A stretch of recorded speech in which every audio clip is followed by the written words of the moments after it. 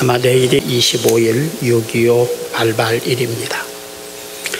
50년 6월 25일 주일날 새벽에 북한이 소련제 탱크 약 500여 대를 동원해서 38선을 넘어서 남침을 했습니다. 제가 이야기를 하는 것은 요즘 상당수의 젊은 사람들, 또 요즘 종북파 이런 사람들은 남한에서 북한을 침략했다, 이런 이야기를 하는 사람도 가끔 있고, 또 그런 말에 대해서 현혹되는 사람도 가끔 있는 것 같아요. 그런데 북한이 주일날 새벽에 6월 25일 주일날 새벽에 소제 탱크 약 500여 대를 동원해서 38선을 넘어서 남침을 했습니다. 이 전쟁으로 인해서 약 300만 명 정도가 실제 전쟁 속에서 죽었어요. 그리고 행방불명된 사람이 약 30만 명.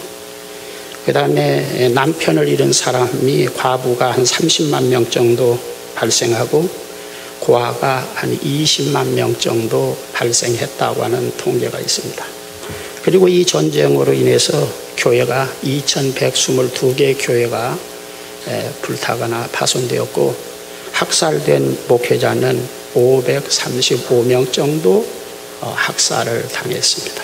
공산당들은 이북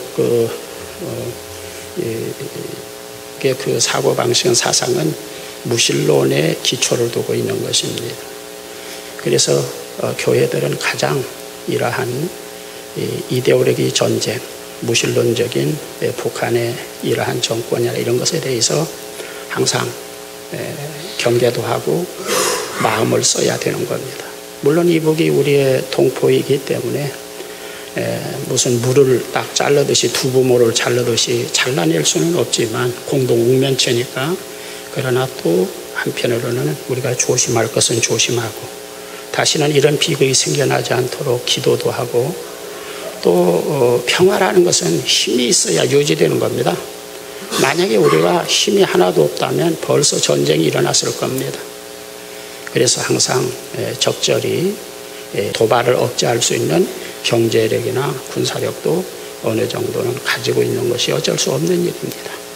우리가 국가 민족이 이런 균형이 깨지지 않도록 또 여러분들이 기도도 해주시고 그렇게 해주시기 바랍니다.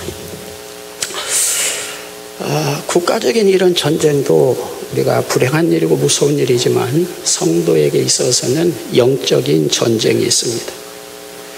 오늘 말씀에는 무서운 영적인 전쟁 두 가지가 잘 표현되어 있는데, 그 두 가지를 시간이 허락하는 대로 여러분들에게 말씀을 좀 드리려고 합니다. 첫 번째로는 아말렉과의 전쟁입니다.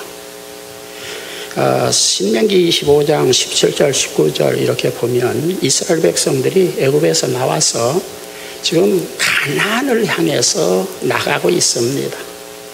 가나안을 향해서 나가고 있는데 날은 더웠고 광야에서 물이 없어가지고 하나님을 원망하고 막 하나님에 대해서 마음이 부글부글 끓을 때에 뒤에서 마치 하이에나가 아주 약하고 뒤떨어진 그런 어떤 짐승을 아주 뒤에서 공격하는 것처럼 이스라엘의 노약자들을 뒤에서 공격을 했습니다.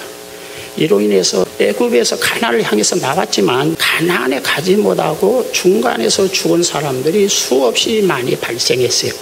이 전쟁이 얼마나 치열했느냐면 그 대단한 모세가 손을 들면 이스라엘이 이기고 손이 내려오면 아말렉이 이겼다. 백병전입니다. 아주 살벌한 백병전이 막 일어나서 여호수아가 이제 대장군으로서 출전해서 그 전쟁을 수행했습니다. 이것은 굉장히 중요한 의미를 가지고 있어요. 여기에서 여호수아란 예수라고 하는 말하고 똑같은 말입니다. 구원자란 뜻입니다. 그리고 이 전쟁은 어떤 의미를 가지고 있느냐면 애굽에서 나와서 지금 가나안을 향해서 가는데 가나안 직전에 들어가지 못하도록 중간에서 죽게 했다는 겁니다. 영적인 의미는 뭐냐면 우리가 하늘나라를 향해서 가는 하나님의 백성들을 하늘나라 들어가기 전에 광야라고는 지금 교회 생활 속에서 죽게 만드는 어떠한 영적인 문제들을 지금 암시하고 있는 겁니다. 자, 하나님께서는 이 아말렉에 대해서 그 당시에는 별 말씀을 없었어요. 그런데 첫 왕을 세우고 지금 신정국가를 세웠는데 왕이 세워지자마자 하나님의 명령 1호를 발동하셨어요. 그런데 그 명령은 뭐냐면 3절을 보겠습니다. 지금 가서 아말렉을 쳐서 그들의 모든 소유를 남기지 말고 진멸하되 남녀와 소아와 젖먹는 아이와 우양과 낙타와 나귀를 죽이라 하셨나이다. 이 말씀은 굉장히 무서운 말씀입니다. 여기에서 이 15장에서 진멸이라고 하는 말이 한 6번 정도 나옵니다. 진멸이라고 하는 하람이라고 하는 단어는 히브리어에서 쪼개 죽이는 겁니다. 그리고 처음에부터 쪼개 죽이는 것이 아니라 처음에 팔다리 사지를 절단하는 겁니다. 그 다음에도 죽였는데 조금이라도 다시 살아날 가능성이 여지가 조금도 없도록 쪼개서 반쪽으로 쪼개 죽이는 겁니다. 이게 진멸이라는 뜻입니다. 그러니까 무시무시한 단어인 것입니다. 우리 요즘 말로 말하면 전쟁터에 죽었는데 가서 머리통에다 대고 다시 총을 쏴서 머리통이 박살나도록 만드는 확인 사살을 한다고 하는 의미를 가지고 있어요. 그러니까 얼마나 잔인하고 무서운. 그런데 그 대상이 어른에서부터서 어린 아이에서부터서 거기 젖먹이까지 다 종근절 명령을 내리신 겁니다. 그러면 사람만 그렇게 하느냐? 짐승까지 우양이라고는 소나 양이나 낙타나 짐승까지도 한 마리도 살려놓지 않고 완전히 전멸시켜라. 그렇게 명령을 하신 겁니다.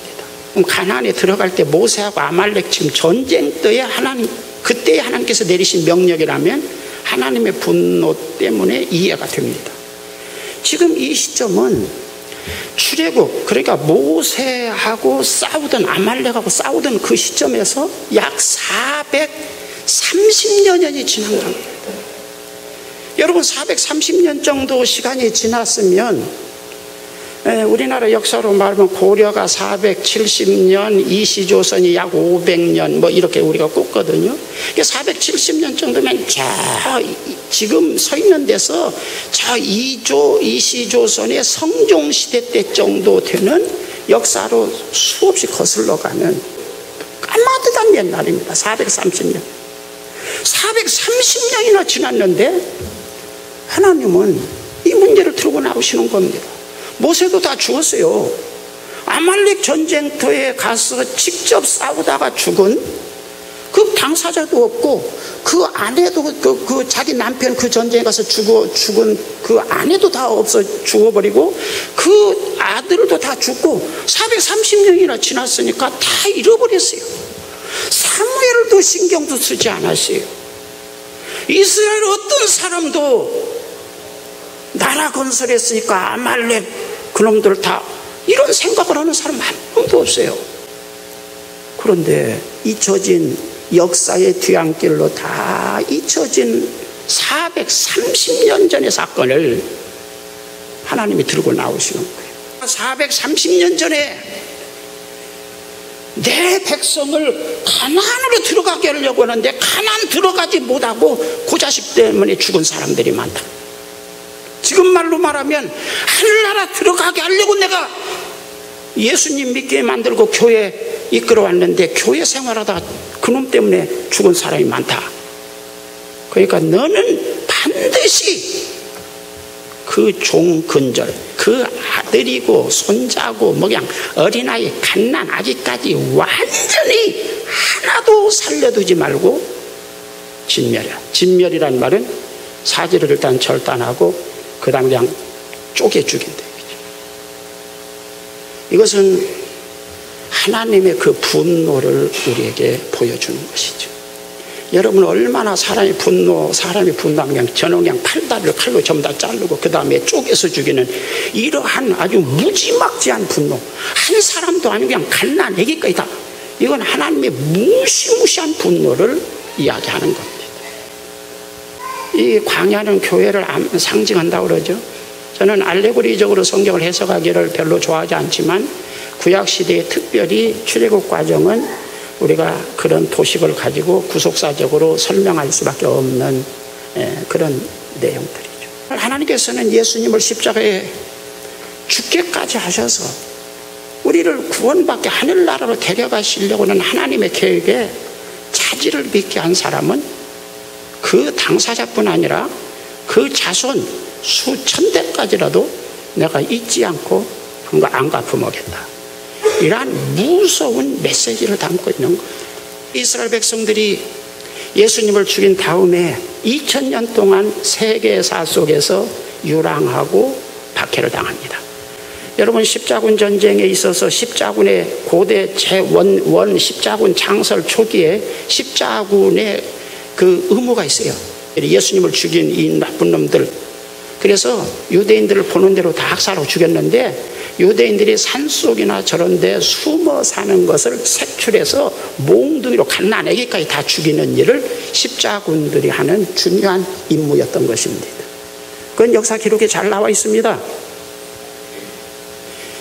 20세기에 들어서 히틀러가 이스라엘 사람들 600만 명 죽였다 이러면, 그런데 히틀러의 선언 거기 쭉 보면 그 배경에 보면 예수님을 십자가에, 하나님이 보낸 메시아를 십자가에 못 박아 죽인 이놈들은 다 죽여야 된다. 말하자면은 유대인 종근절 기독교의 분위기를 히틀러가 그대로 대변한 겁니다. 그 배경이 히틀러의 말하자면 종근절 십자군 전쟁을 일으켰을 때 유대인 박멸운동의 근거가 어디에 있냐면 지금 여기에서 사무엘상 15장에서 아말렉을 완전히 갓난아기까지 다 죽이라고 하는 하나님의 그 명령에 상당한 근거를 두고 그런 무자비한 일을 행했던 것입니다. 우리가 알 것은 이 복음, 하나님께서 인간들을 구원받게 하기 위해서 독생자까지라도 십자가에 내어주시는, 뭐 유행가에 보니까 눈물을 감추고 그런 유행가가 있더라고요. 하나님께서 눈물을 감추고 그 아픈 가슴을 아주 쌈에 안으면서 우리를 구원하시기 위해서 독생자까지라도 십자가에 죽게 해서 구원하시려고 했는데 그 하나님의 구원 계획, 하나님의 구원받아야 될 사람을 구원받지 못하도록 죽게 만들었다. 이것은 가만둘 수 없는 하나님의 진노가 그 본인뿐 아니라 그 자손 대대까지도 아주 쏟아지는 무서운 사건이다. 이러한 내용을 담고 있는 것입니다. 우리가 신앙생활할 때 우리는 기도를 많이 강조하죠. 예배를 많이 강조해요. 그런데 오늘 성경은 순종이 제사보다 예배보다 낫다. 하나님의 말씀의 그 값어치, 그 강도, 그 의미를 그대로 반영해서 신앙생활하는 것은 여러분들이 드리는 예배보다 더 중요한 것이고 헌금보다 더 중요한 것이에요. 그런데 우리는 그렇게 가르치지를 못하니까 예배, 그리고 하나님의 말씀의 정확한 어떤 이해와 그 강도와 이것을 이해하지 못하니까 설교가 이상하게 3000% 빠지는 거예요. 갈라디아서 1장 8절을 한번 보겠습니다. 다 같이 읽습니다. 우리나 혹은 하늘로부터 온 천사라도 우리가 너희에게 전한 복음 외에 다른 복음을 전하면 저주를 받을지어다. 그 갈라디아서 1장에 보면 다른 복음이란 말이 대여섯 번 나옵니다. 저주란 말도 몇 차례 나오는 겁니다. 그러니까 여기 이 말은 우리나 우리는 지금 바울사도를 포함해서 바울사도 나든지 베드로든지 뭐 야고보든지 디모데든지 누구든지 간에 심지어는 하늘에서 직접 내려온 천사라고 할지라도 다른 복음을 전하면 저주받는다. 나도 그러니까 바울사도가 우리나 그럴 때 나 자신을 포함해서 뭐 베드로고 나고 뭐 누구 간에 신분과를 막론하고 그 직분이 뭐 사도든지 뭐 천사든지 누구든지 간에 다른 복음 전하면 저주받는다. 그래서 그 다른이란 말은 헬라어에서 에피라고 하는 이 단어를 파라라고 하는 단어를 썼습니다. 에피하고 파라가 거의 똑같은 의미를 가지고 있는데 여기 파라라는 것은 이와 같은 거죠. 손을 뻗으면 닿을 수 있는 거리입니다. 여러분 손 닿을 수 있는 거리, 유대인들은 가장 가까운 거리를 에피나 이 파라라는 단어를 쓰는데 손 뻗으면 가까이 닿을 수 있는 거리입니다. 그냥 마주보고 소감 가망가망 이야기를 해도 그 뜻이 충분히 전달될 수 있는 거리입니다. 이 가장 가까운 거리, 이것을 지금 파라라고 했는데 그 가까운 거리를 여기에서는 다른이라고 하는 말로 번역을 한 겁니다. 그럼 이게 가까운 거리를 왜 다른이라고 번역했을까? 이와 또 이런 말입니다. 은혜에 가서 무슨 문제 생겨서 아내를 보내도 본인이 와야 되는데요. 내가 아내입니다. 한 몸이라고 하는 일심동체라고 하는 부부라고요. 일심동체 오보간에 본인이 와야 돼요. 그러던가요, 안 그러던가요? 이 양반이 내가 일심동체라니까. 나는 내 남편을 자기라고 부른다니까. 자기라고 부르든 간에 뭐 오빠라고 부르든 간에 그런 거 나 상관없어. 본인이 와야 돼. 벌써 본인하고 자기 안에 아무리 가까운 사이라고 할지라도 말로는 뭐 일심동체라고 부른다고 할지라도 아내가 가도 본인이 와야 된다고 하는 것과 똑같은 의미를 가지고 있습니다. 그러니까 여기에서 다른이라는 것은 원복음 그 자체가 아니고 아무리 가까운 친형제간, 아주 가까운 쌍둥이 친형제간이라도 이것은 복음이 아니다라고 하는 의미를 가지고 있는 거예요. 이것이 얼마나 무서운, 초대교회 사도들이 얼마나 이 생명을 걸고 이것을 강조했는가를 여러분 잘 이해를 해야 돼요. 그러니까 설교자의 그 생명은 뭐냐면, 설교자의 자격은 뭐냐면, 원복음을 내가 부족해서 내 영성이 그 수준에 미치지 못해서 내가 아무리 기도하고 노력하고 성경을 봐도 내 인간적인 한계 때문에 군더더기가 붙는 것은 어찌할 수 없지만, 인간의 어떤 이해관계나 뭐 그냥 신자들을 그냥 은혜받게 할 목적으로, 부흥되게 할 목적으로, 또는 뭐 그냥 헌금하게 할 목적으로 어떠한 무엇을 거기다 첨가한다면 이것은 다른이라고 하는 말에 해당되는 것입니다. 다른 복음에 아주 그 함량이 99%라도 이건 복음 아니에요. 지금 여기에서 이 사울의 문제가 거기 있는 겁니다. 사울은 그 성경을 15장을 보면 99% 이상 하나님의 명령을 수행했습니다. 지금 하나님께서 너 순종하지 않았다, 순종이 제사보다 낫고, 그건 아주 살찐 양 좀 살려왔다는 겁니다. 사람은 다 죽였어요. 가나안에게 다 죽였어요. 어때요? 종근절, 아말렉 종근절 명령을 내렸는데 가나안에게 다 죽였어요. 사람을 죽이라는 거지 무슨 소, 양 죽이는 게 의미가 있어요? 근데 소, 양은 살려왔지만 사람은 다 죽였다는 거예요. 99% 이상 말씀을 순종했어요.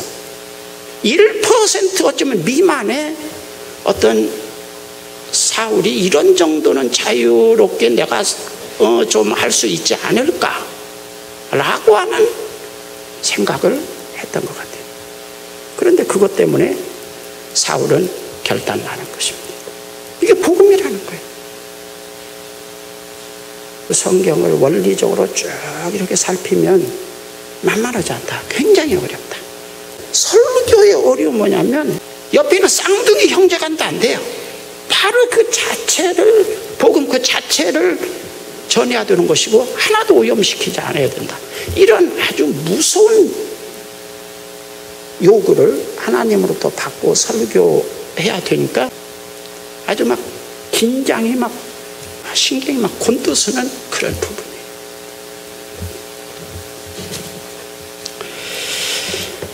자, 그 다음에 이 외적인 아말렉도 이겨야 되지만 내면의 아말렉이, 내면의 적이 더 무섭다는 거죠. 지금 여기에서 하나님께서는 사울을 왕으로 세우세요. 축복받았어요? 못 받았어요? 받았어요? 못 받았어요? 왕이란 말은 말이 그냥 왕이지, 무엇이든지 돈이든지 권력이든지 내 마음대로 그냥 국가의 모든 재산을, 고대 왕들은 내 마음대로 다 할 수 있다. 이거 요즘 뭐 민주주의에서 대통령하고는 전혀 달라요. 이거 뭐 대통령은 핫바지에 거기다 놓으면은 옛날 왕이 요즘 대통령 보면, 야, 그거 뭐라고 피곤하게 그런 거 하냐. 나 같으면 그거 안 해버리겠다 그럴 겁니다. 고대 왕이 요즘 대통령 보면, 아유, 정신 빠진 사람들 그걸 왜 해. 고대 왕은 그냥 없는 것이 없고 하고 싶은 거 다 하고 내 말이 곧 법이에요. 그런 대단한 아주 절대어떤 권력을 가지고 있어요. 그리고 내가 왕이면, 한번 왕이면 내 자손 대대로 왕이에요. 이게 아주 그냥 자손 대대로 잘 되는 거예요. 이건 그런 왕으로서 초대 왕 딱 첫 단추를 끼웠단 말이에요. 그렇게 해놓고는 하나님은 아말렉을 싸워서 전멸하라고 말씀합니다. 사울은 분명히 이겼어요. 99% 이겨, 100% 이겼습니다. 이긴 전쟁은, 외적인 전쟁에서는, 아말렉 전쟁에서는 100% 이겼어요. 왕까지도 그럼 사로잡았어요. 원래 죽여야 되는데 사로잡았거든요. 왕부터 해야 되는데 무슨 밀약이 있었던 것이겠죠. 뭐 무슨 그냥 중간에서 지네들끼리 썸씽이 있었으니까 뭘 주고받고 뭐 그냥 아각이 좀 많은 돌을 좀 사바사바, 옛날에 사바사라고 그랬어요. 뒷거리가 있었던 것 같아요. 어쨌든 간에 승리로 보면은 100% 퍼펙트한 승리, 완전히 뭐 그냥 뭐 완전한 승리고 통쾌한 승리고, 주변 나라들이 우와 막 이불을 다물지 못할 만큼 이제 신생국가요. 왕을 이제 세운 신생국가인데 그 주변에 강자인 그런 모세도 어쩌지 못했던 그 아말렉을 그냥 종근절 그냥 간단히 이렇게 다 무지개 주변에 그냥 그 잔인함과 그 완전한 승리에 대해서 주변 나라들이 막 그냥 소문이 나가지고 벌벌 떨 만큼, 이야, 저런 놈들한테 걸리면 우리 뼈도 못 치긴다. 와, 지독이 저런 악질들하고, 이러한 막 그냥 살벌한 분위기. 그런데 영적으로는 참패한 거예요. 가장 요즘 우리가 빠지기 쉬운 것은 사람들이 막 승리했다고 떠드는 거예요. 텔레비전에 그냥 나와서 그냥 이런 승리 막 그냥 나오고 막 그냥 막 사람들이 그냥 으쌰으쌰 사우랑하고 그냥 다들 존경하고 기념비를 세워서 막 그냥 저 우리나라 저 광화문 내거리에다가 이순신 장군 동산 세운 것처럼 지금 세워가지고 그냥 대단한 영웅처럼 받들고 막 으쌰으쌰하고 이기고 승리하고 자타가 공일 만한 승리자인데, 하나님은 이런 싸가지 없는 새끼 당장에 끌어내릴 뿐 아니라 내가 너를 진멸시켜버리겠다. 그래서 예기치 않게 블레셋과의 전쟁이 일어나가지고 전쟁터에 나가가지고 거기에서 부자간에 다 한 자리 죽어버리는 겁니다. 하나님은 그렇게 하신 것이죠. 내가 너를 진멸하겠다. 영적인 의미에서 내가 너를 쪼개 죽여버리겠다. 이런 나쁜 새끼. 그러면 그렇게 하나님께서 분노하시는 것이 무엇이냐. 아말렉 어린 젊은이까지 한 명도 그냥 다 죽였어요. 사람이 중요하지 뭐. 이 사울의 그 실패는 뭐냐면 경제 논리를 가지고 있었다는 겁니다.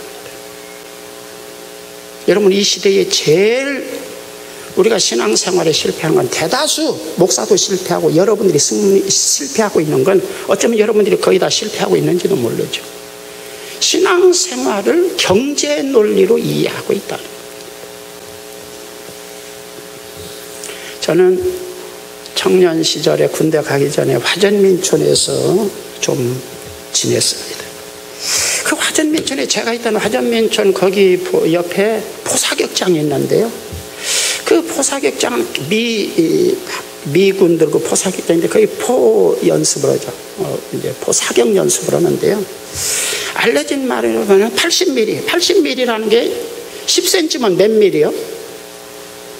10cm면 몇 mm? 100mm인데 80mm면 10cm가 좀 못 되는, 지름이 10cm가 못 되는 포 한 발 떨어졌는데 쌀 3가마니 값이었다. 지금부터 몇십 년 전에 그렇게 소문 났었어요. 알려져 있었어요. 월남전에 보면 막 융단 폭격으로 그냥 쫙, 아주 그냥 쫙 이 밭이랑 줄 긋고 다시 포가 막 떨어지는 겁니다. 그 다음에 보병이 투입되는 거거든요. 그러니까 이 포 한 발에 수백만 원짜리 포를 그냥 물 붓듯이 막 부어버리는 거예요. 이게 전쟁이. 이 고대나 지금이나 전쟁이 일어나면 전쟁 비용이 많이 드는 거예요. 사람이 막 죽어 나자빠질 뿐 아니라 전쟁 비용이 많이 드는데, 전쟁에 이겼으니까 지금 그 아말렉 나라의 소나 양이나 이런 것들 다 갖다 팔아서 전쟁 비용을 써야 하지 않겠어요? 그 전쟁 비용을 어떻게 충당하라고? 그거 갖다가 다 옛날 고대 전쟁에서는 다 그거 갖다가 전쟁 비용을 충당한 거거든요. 그런데 그것을 다 죽여버리라는 겁니다. 작년에 우리 구제역 때 살처분했죠. 한 10리나 20리밖에 그 구제역 병든 소가 한 마리만 발견돼도 전부 다 땅을 파고 전부 다 묻어버렸어요. 아, 사람들, 그거 좀 삶아 먹으면 어떨까? 어차피 좀 일찍 삶아 먹으면, 그러다가 그냥 전혀 아니야. 이건 살처분이래. 완전히 그냥 매장시켜서 하나도 막 손도 못 대. 그런 식으로 능가하면 진멸을 시킨 거예요. 그러니 사울이 생각할 때 이 전쟁 비용, 왕은 현실적으로 생각해야 될 거 아니야. 이 비용을, 하나님은 그냥 명령만 내리시지만 이 비용을 말이지 어디서 될 거야. 그런 생각도 했을 거예요. 그래서 경제 논리로 뭐 그냥 죽일 만한 건 죽이고 살지고 갓나갈 만한 것은 가치 있는 거. 우리 성경에 보면 가치 있는 것은 다 살려왔다. 우리가 신앙생활을 할 때 여러분 꼭 기억하십시오. 신앙이라는 것은 논리입니다. 옆에 사람을 인사합시다. 신앙이란 논리다. 신앙이란 것은 하나님의 말씀을 내 인생의 원칙이 되는 논리로 삼고 있으면 신앙입니다. 그가 예배를 드려도 신앙이고 안 드려도 신앙입니다. 안 드리진 않겠죠. 이런 하나님의 말씀을 내 인생의 핵심, 주의가 되는 논리로 삼고 있는 사람이 예배는 안 드릴 수 없지요. 그러나 설사 어떤 경우에 막말로 말한다면 기도를 하든 안 하든 그것은 신앙입니다.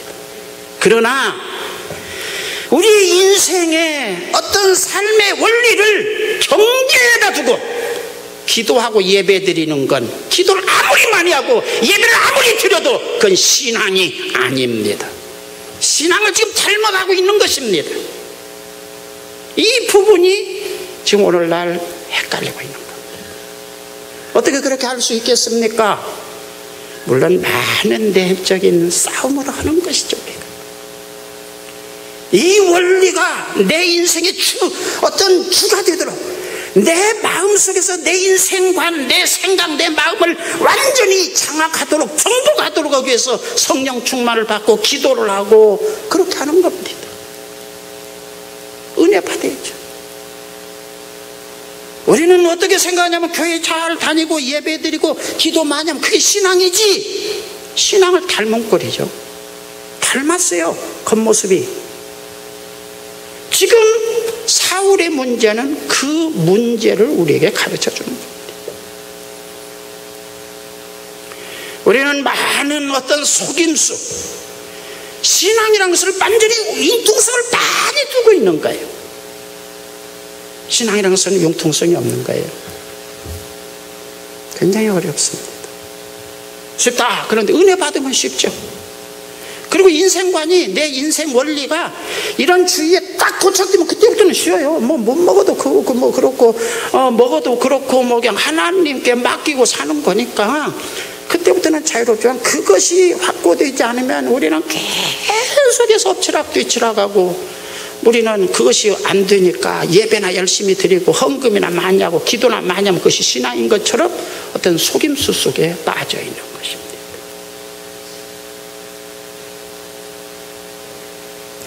그 문제를 다루고 있는 것이 로마서이기도 하고, 그 문제를 다루고 있는 것이 에베소서나 여러 말씀입니다.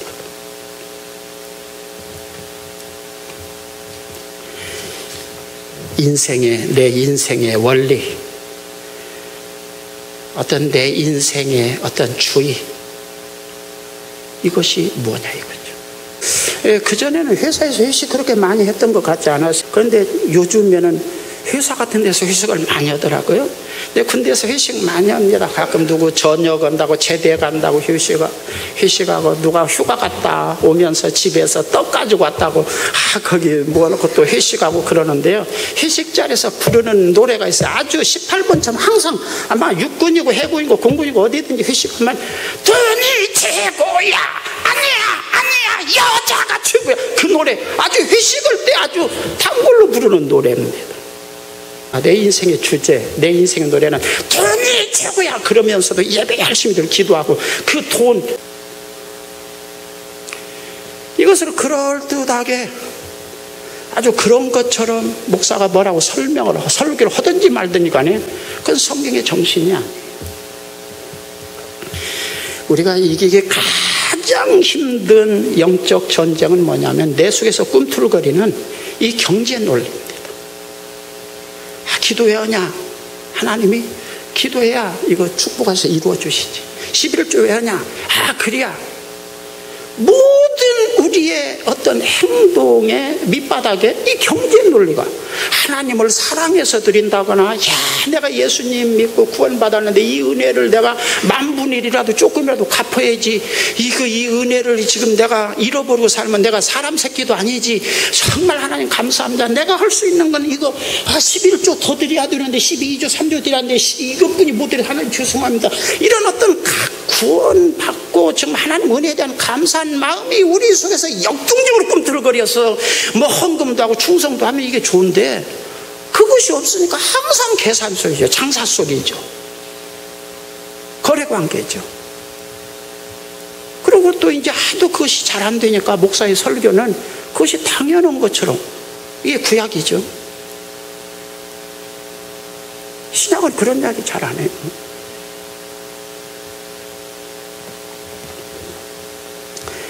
이야기를 하나 하겠어요. 어떤 인디안 부족의 젊은 사람이 추장으로, 이제 아버지가 돌아가셔서 추장이 됐어요. 그러니까 어떤 그 패기 만만한 어떤 젊은이가 그 추장, 새로 이제 추대된 추장에게 찾아가서, 추장님 안녕하세요. 제가 좀 추장님한테 한 가지 물어볼 게 있는데요. 좀 시험하려고 하는 거예요. 뭔가, 제가요 쌍둥이 강아지가 있거든요. 사기야, 강아지는 다 쌍둥이, 5마리 다 쌍둥이고 3마리 다 쌍둥이잖아요. 쌍둥이 강아지가 있는데 하나는 흰둥이고 하나는 검둥이입니다. 2마리가 있는데 똑같이 순놈입니다. 사내입니다. 그런데요, 내가 이 두 놈을 싸움을 붙이려고 하는데 누가 이기게요? 흰둥이가 이길까요? 검둥이가 이길까요? 누가 이기겠어요?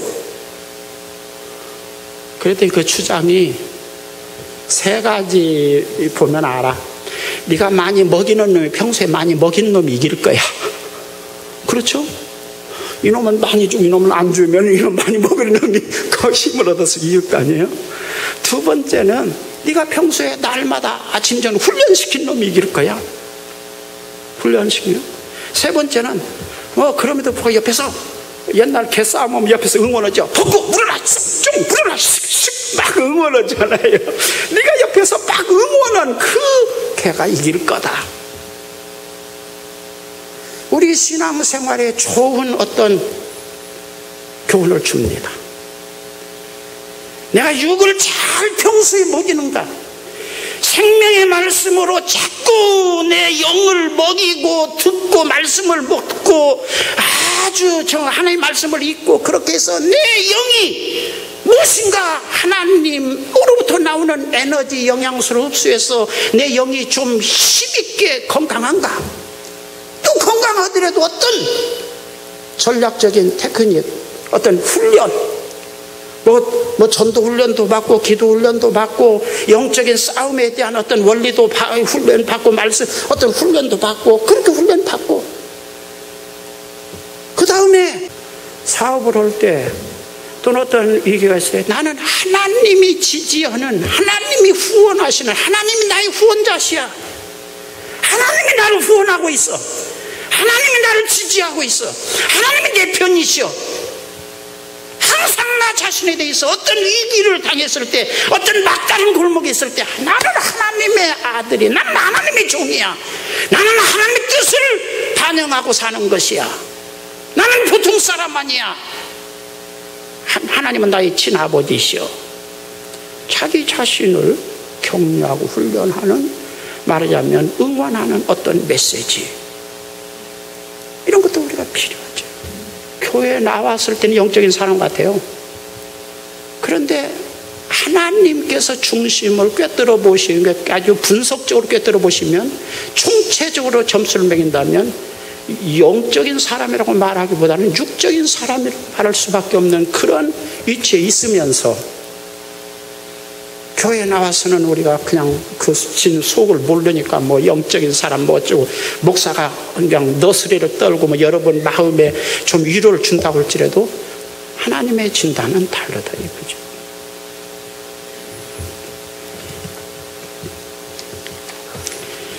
여러분들이 평소에 내 속사람 잘 먹이고 훈련시키고 정말 자기 자신을 하나님을 대행해서 응원하고 이렇게 했다면 내가 영적인 싸움을 이길 수 있는 것이고, 평소에 계속 육적인 거 훈련하고 계속 관심 갖고 연구하고 맨 그런 식으로만 한다면 교회 와서 예배 드리고 뭐 기도하고 뭐 신작 같지만은 영적인 싸움이, 영육의 싸움에서 항상 육이 이길 거다 그 말이죠. 15절 봅니다. 15절, 그러고도 이 사울은 말을 잘해요. 거침이 없어요. 아주 참 그 싸가지 없는 족속이죠.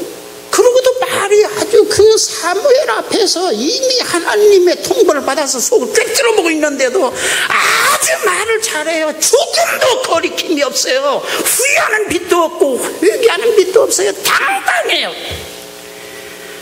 드리면 굉장히 영적입니다. 하나님 앞에 드리기 위해서 하나님